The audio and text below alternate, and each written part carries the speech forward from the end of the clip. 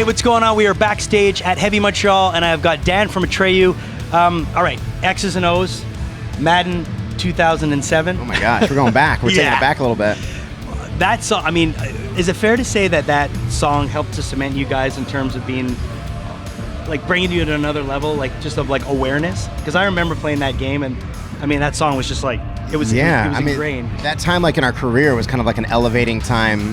It was one of those times where we're getting more into things like being on video games and stuff, which, I don't know, I want to say, and like currently it's still like a thing that's pretty big with helping grow bands, but I feel like it was even more prominent then, back you know, soundtracks like and stuff. Yeah, buying like the soundtrack to like a movie, you know, it was like the same equivalent but with video games, you know, and like there's almost more attention paid to the video games, and a lot of people we still to this day are like, man, I discovered you guys off of Madden or off of Burnout 3 or whatever, and yeah, I mean that was the album. That song in particular was also the one that got us like on like the Jimmy Kimmel show and doing like late night shows and stuff, and stuff that just as a band, especially how heavy our band's roots are, was just something we could never imagine doing.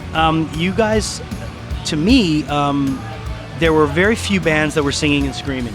Yeah. You know, to me, like when I look at the beginning of singing and screaming, I pinpoint it to pretty much the first guy I remember doing it was Burton from Fear Factory.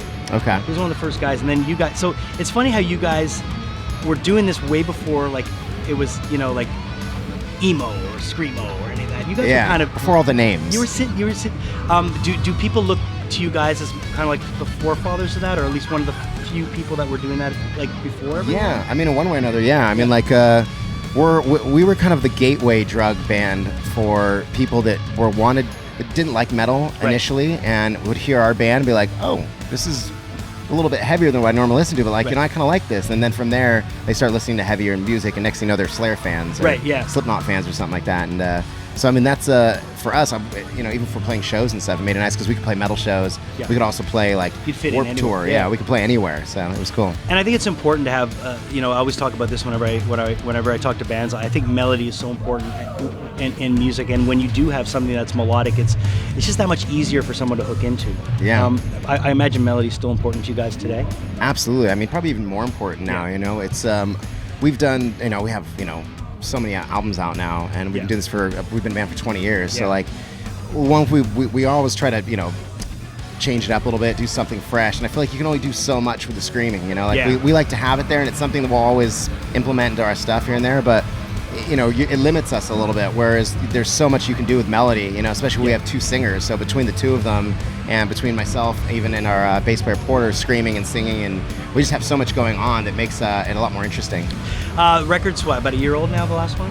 Almost, yeah. Are you guys already thinking of the next cycle? Is that where you're at? Always, yeah. I mean, like, we still, you know, we're still going to do some more touring on this one. We haven't announced anything officially yet, other than that we're doing South Africa coming up here in a month. Wow. Have you played South Africa before? No, never been before. Are you stoked to go? I'm super stoked. I'm not stoked on the flights to get there. Yeah. That's pretty nuts. But like once we get there, part of the enticing aspects that they threw in to get us to come down there was like, you're going to play a show in Cape Town, you're going to play a pirate festival in Joburg, and then you're going to do a 2-day safari in the bush. Perfect. I'm going to Africa. Why? Of course, got to go on a safari. Yeah, let's go to safari. I'm going to just be me holding Simba or whatever. I'm like, take the picture. So you should be screaming the circle of life. They're probably holding me like Simba, honestly. I'm backstage with Dan of Atreyu at Heavy Montreal.